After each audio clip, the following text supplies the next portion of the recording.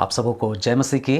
मैं pastor John Murmu, Hebron fellowship Dumka Jharkhand से आप सभी का इस 2022 के पहले दिन इस चैनल में आप सभी का स्वागत करता हूं। आप सबको नए साल की बहुत बहुत बधाइयाँ। आइए हम इस साल की शुरुआत में आज के लिए जो परमेश्वर का वचन है उसकी ओर अपने ध्यान को केंद्रित करेंगे। आइए हम प्रार्थना करें। अनुग्रहकारी दयालु प्रभु, एक बार फिर से हम सबको जो अवसर आपने दिया है उसका हम आपकी उपस्थिति में आपके वचन के द्वारा अपने जीवन में प्रभु आशीषित होना चाहते हैं। और जहाँ कहीं हमें अपने जीवन को सुधार करने की ज़रूरत है उसके लिए प्रभु आप हमारा मार्गदर्शन करें। बीते साल के आपकी तमाम आशीषों के लिए हम आपका धन्यवाद करते हैं। प्रभु, यदि आप हम पर दया नहीं किए होते तो हम यहाँ तक नहीं पहुँच सकते थे। आपने प्रभु हम पर कृपा की है, दया किया है और प्रभु हमें अवसर दिया है कि 2022 को देखकर इस साल भी हम आपके और करीब आ सकें, आपके लिए जीवन व्यतीत कर सकें, गवाह बन सकें। तो प्रभु हम आपकी सहायता को साल की शुरुआत में हम चाहते हैं, आप मदद कीजिए। सारी आदर महिमा आपको देना चाहते हैं। धन्यवाद के साथ इस प्रार्थना को यीशु के नाम में चढ़ाते हैं। तैसे सुनिए और ग्रहण कीजिए, आमीन। आइए हम निकाल लेंगे कुलुस्सियों की पत्री, उसका 3 अध्याय और उसका 1 पद से लेकर के 4 वचन तक। कुलुस्सियों 3 अध्याय 1 से 4 पद।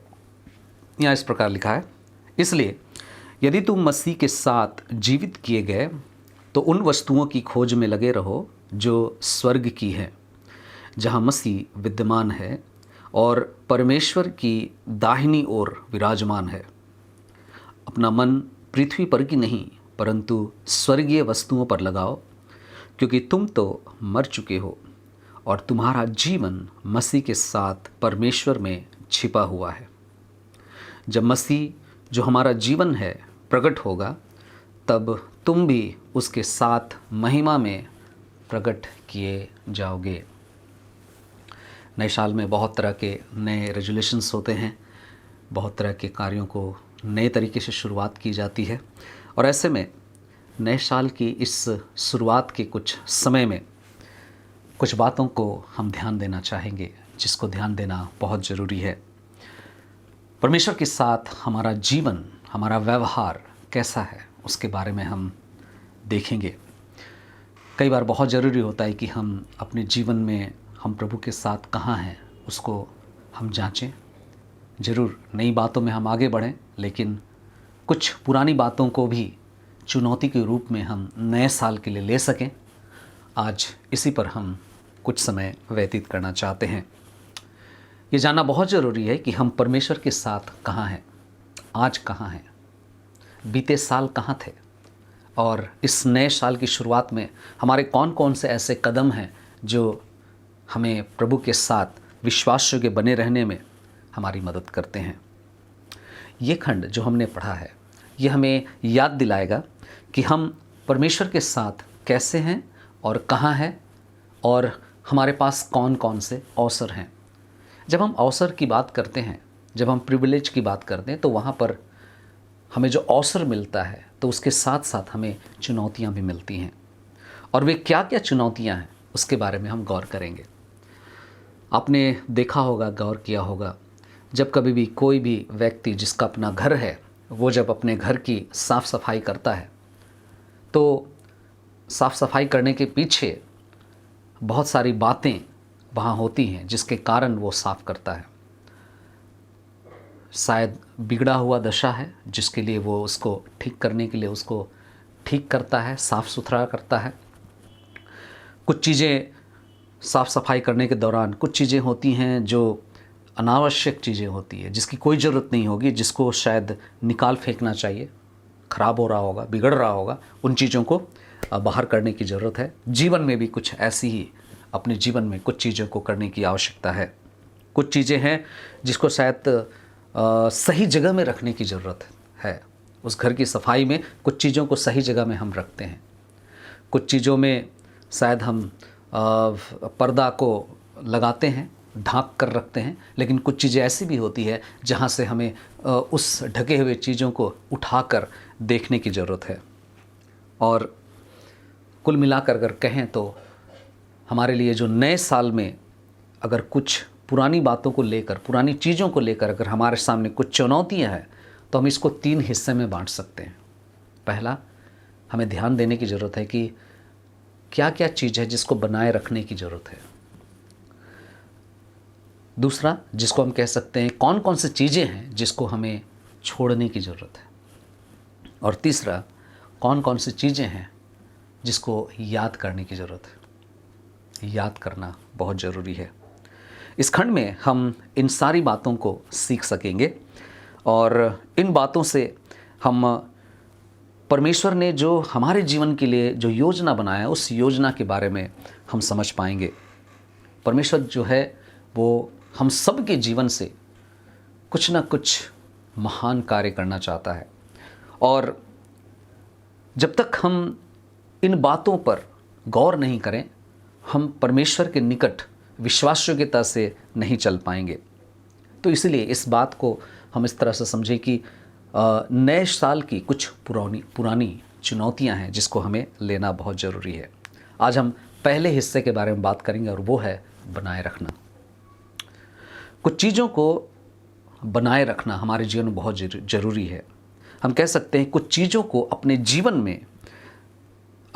में शायद अपने जीवन के कुछ अधिकार हैं, उस अधिकार को, उन अधिकारों में हमें गौर करने की ज़रूरत है कि कौन कौन से वे अधिकार हैं जिसको हमें बनाए रखने की ज़रूरत है।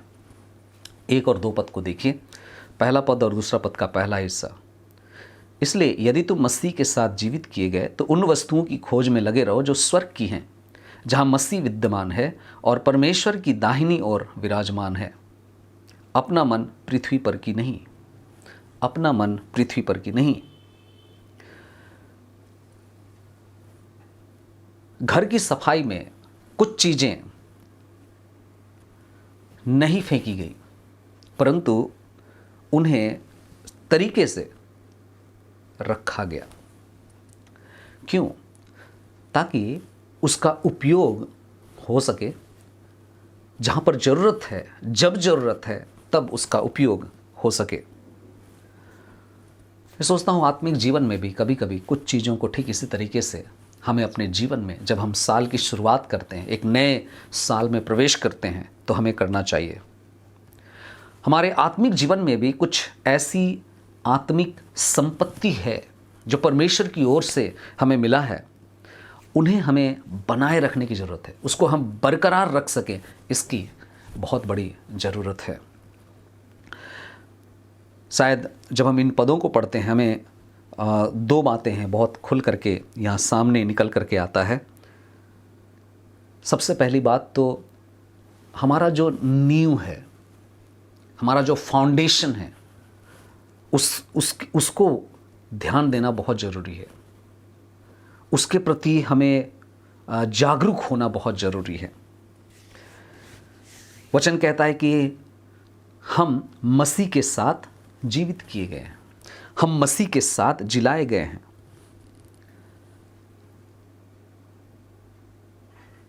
यहां पर हिंदी में ऐसा लिखा है कि यदि तुम मसीह के साथ जीवित किए गए हो। अंग्रेजी के अनुवाद में हम पढ़ते हैं तो वहाँ पर जो शब्द इस्तेमाल किया गया है वो ये है कि since you have been raised with Christ. क्योंकि तुम जीवित किए गए हो, इसलिए कि तुम जीवित किए गए हो, जिलाए गए हो। जब हम जिलाए गए हैं तो उसके पीछे का जो एक सोच है उसको जानना जरूरी है ना। जीवित होने के लिए मरना जरूरी है। एक मरा हुआ इंसान ही जीवित हो सकता है, एक जीवित रहने वाला इंसान कभी जीवित नहीं हो सकता है। तो ये एक आत्मिक संसार की बात हो रही है। जिस समय में जब प्रभु यीशु मसीह कलवरी के क्रूस पर मारा गया, जब वो मर गया तो उसके साथ वे सब लोग जो उस पर विश्वास करते हैं वे सब मरते हैं, वे सब मरते हैं। गलातियों उसका 2 अध्याय का 20 पद जब हम पढ़ते हैं तो पौलुस इस बात को क्लियर करता है। कहता है, मैं मसीह के साथ क्रूस पर चढ़ाया गया हूं, अब मैं जीवित नहीं रहा परंतु मसीह मुझ में जीवित है, और अब मैं जो शरीर में जीवित हूं तो केवल उस विश्वास से जीवित हूं जो परमेश्वर के पुत्र पर है, जिसने मुझसे प्रेम किया और मेरे लिए अपने आप को दे दिया। रोमियो उसका 6 अध्याय 1 पद से 11 पद अगर आप गौर करेंगे तो वहाँ पर भी ये बात और स्पष्ट रीति से प्रकट किया गया है। रोमियो 6 अध्याय का 1 से 11 पद। तो हम क्या कहें? क्या हम पाप करते रहें कि अनुग्रह अधिक होता जाए? कदापि नहीं। हम जो पाप के लिए मर गए फिर अभी भी उसमें कैसे जीवन व्यतीत करें? क्या तुम नहीं जानते कि हम सब जो बपतिस्मा के द्वारा मसीह यीशु के साथ एक हुए, बपतिस्मा द्वारा उसकी मृत्यु में भी सहभागी हुए? इसलिए हम बपतिस्मा द्वारा उसकी मृत्यु में सहभागी होकर उसके साथ गाड़े गए हैं, जिससे कि पिता की महिमा के द्वारा जैसे मसीह जिलाया गया था वैसे हम भी जीवन की नई चाल चलें। क्योंकि यदि हम उसके साथ उसकी मृत्यु की समानता में एक हो गए हैं तो निश्चय ही उसके जी उठने की समानता में भी एक हो जाएंगे। यह जानते हुए कि हमारा पुराना मनुष्यत्व उसके साथ क्रूस पर चढ़ा दिया गया कि हमारा पाप का शरीर निष्क्रिय हो जाए, कि हम आगे को पाप के दास ना रहें। क्योंकि जो मर गया वह पाप से छूटकर निर्दोष ठहरा। अब यदि हम मसीह के साथ मर गए तो हम विश्वास करते हैं कि उसके साथ जीवित भी रहेंगे, ये जानते हुए कि मसीह मृतकों में से जिलाया जाकर फिर कभी मरने का नहीं, न अब उस पर मृत्यु की प्रभुता है। क्योंकि जो मृत्यु वह मरा वह पाप के प्रति सदा के लिए मर गया, परंतु अब जो जीवित है वह परमेश्वर के लिए जीवित है। इसी प्रकार तुम भी अपने आप को पाप के लिए मृतक परंतु मसीह यीशु में परमेश्वर के लिए जीवित समझो। क्योंकि हम मर चुके हैं, पाप के लिए मर चुके हैं, हमारे जीवन में पाप का स्वभाव नहीं बरकरार है, इसलिए अब हम में कोई दंड की आज्ञा नहीं है। यही वजह है रोमियो 6 अध्याय उसका 23 पद में हम पढ़ते हैं, क्योंकि पाप की मजदूरी मृत्यु है, परंतु परमेश्वर का वरदान हमारे प्रभु मसीह यीशु में अनंत जीवन है। वो मजदूरी जो पाप की थी चुका दी गई है प्रभु यीशु मसीह में। हम सब के बदले, मेरे पापों के बदले यीशु उस सजा को ले चुका है। कुलुसियों 2 अध्याय उसका 20 पद कहता है, यदि तुम मसीह के साथ संसार की प्रारंभिक शिक्षाओं के लिए मर चुके हो तो फिर क्यों उनके समान जो संसार में जीवन व्यतीत करते हैं ऐसी विधियों से बंधे हो? पाप के लिए मर गए हैं। पता होना है हमारा जो फाउंडेशन है, हमारा जो नींव है, जो बेसिक है, उसको समझना बहुत ज़रूरी है और उसके प्रति जागरूक रहना बहुत ज़रूरी है।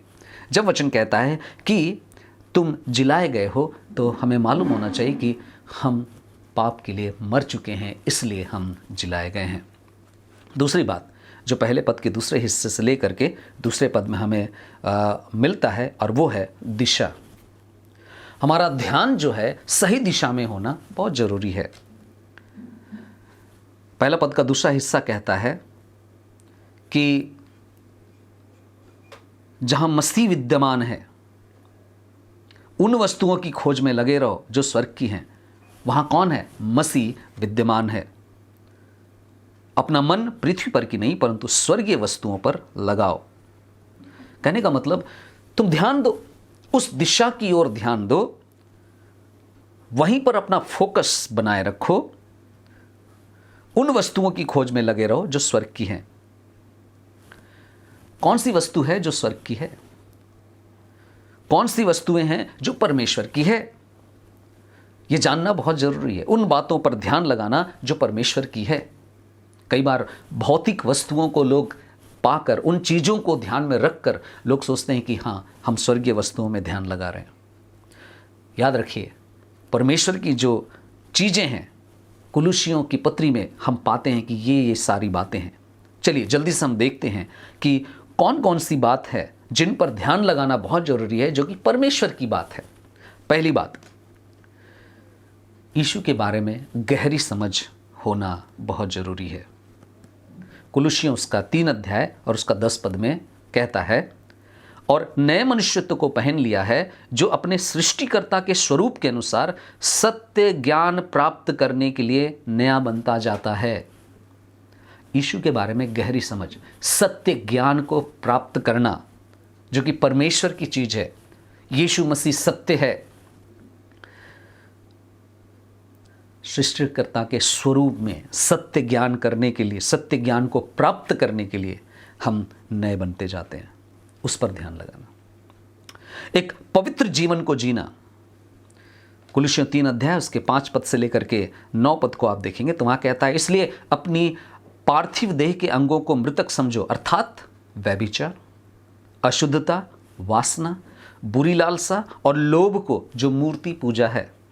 इन्हीं के कारण परमेश्वर का प्रकोप आएगा।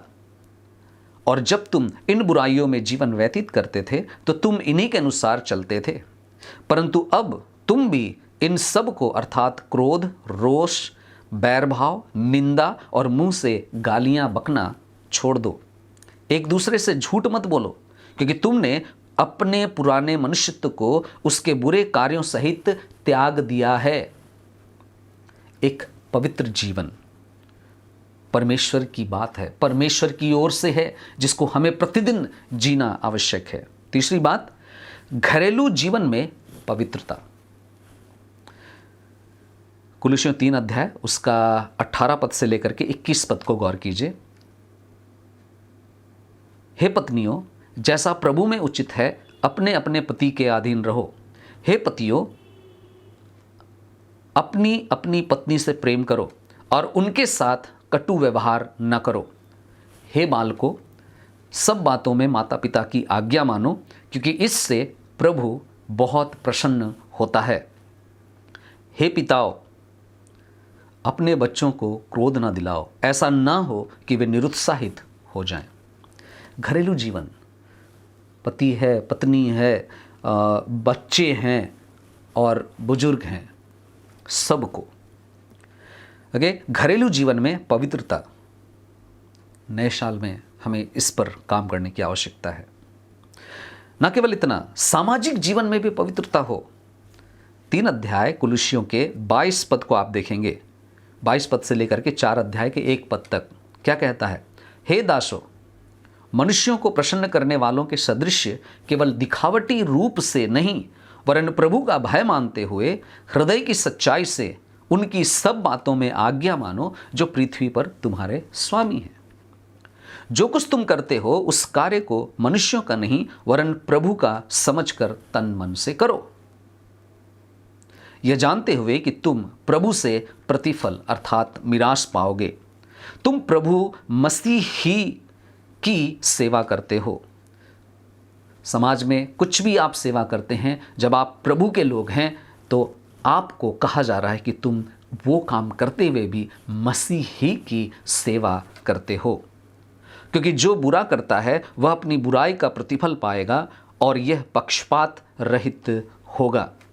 4 अध्याय उसका 1 वचन, हे स्वामियों, अपने दासों के साथ न्यायपूर्ण और निष्पक्ष व्यवहार करो, यह जानते हुए कि स्वर्ग में तुम्हारा भी एक स्वामी है। सामाजिक जीवन में भी पवित्रता की आवश्यकता है और ये परमेश्वर की ओर से स्वर्ग की बातें हैं। न केवल इतना, 4 अध्याय का 2 पद हमें बताता है प्रार्थना का जीवन होना अनिवार्य है। प्रार्थना में लगे रहो, धन्यवाद पूर्वक प्रार्थना में जागृत रहो। और 4 अध्याय उसके 3 पद से लेकर के आगे जब हम पढ़ते हैं तो वहाँ पर आप पाएंगे 3, 4, 5 और 6 पद में कि फलदायक गवाही भी स्वर्गीय बातें हैं, परमेश्वर की बात है, जिसको खोजना, जिसमें लगे रहना अनिवार्य है।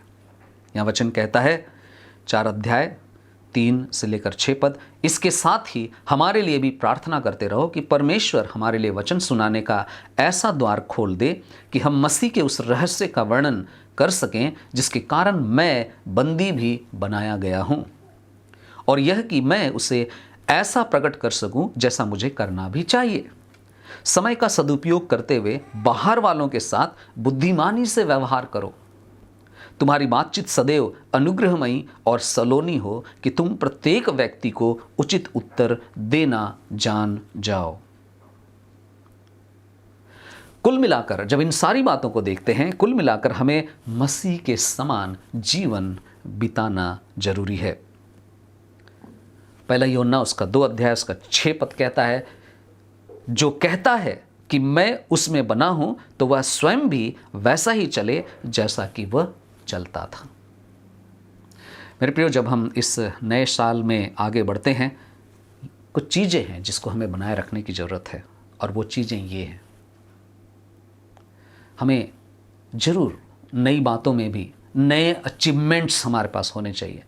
मसीह के साथ चलने में, प्रभु के लिए जीवन बिताने में, ये कुछ चीज़ें जो शायद जब आपने प्रभु को ग्रहण किया, ये बीते साल या उसके कई पिछले सालों में जो आपने प्राप्त किया, उसको आपको बनाए रखना बहुत ज़रूरी है। हम सबको बनाए रखना बहुत ज़रूरी है, और हम जरूर उसमें हम सफल हो सकेंगे। प्रभु हम सबको आशीष दे। आइए हम प्रार्थना करें।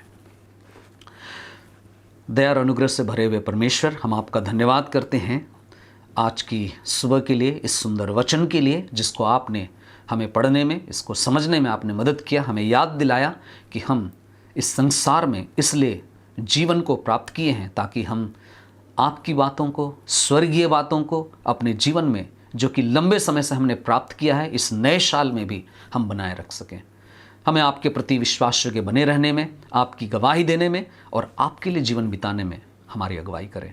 हम आप में बने रहें, हमारे जीवन में आपकी बातें, स्वर्गीय बातें बनी रहें, क्योंकि यही बातें हैं जिसका प्रतिफल हमें युगानुयुग तक मिलता रहेगा। प्रभु, हम आपकी बड़ाई, आपकी स्तुति करते हैं। हमें प्रतिदिन आपकी इच्छा में चलना सिखाएं, हमारी अगुवाई करें। सारी आदर और महिमा आपको देते हुए धन्यवाद के साथ इस प्रार्थना को यीशु के नाम में अर्पण करते हैं। दया से स्नेह ग्रहण कीजिए। आमीन, आमीन। आप सबको जय मसीह की। प्रभु आप सबको आशीष दे। इसके अगले भाग को हम आने वाले रविवार को सुनने पाएंगे। धन्यवाद। जय मसीह की।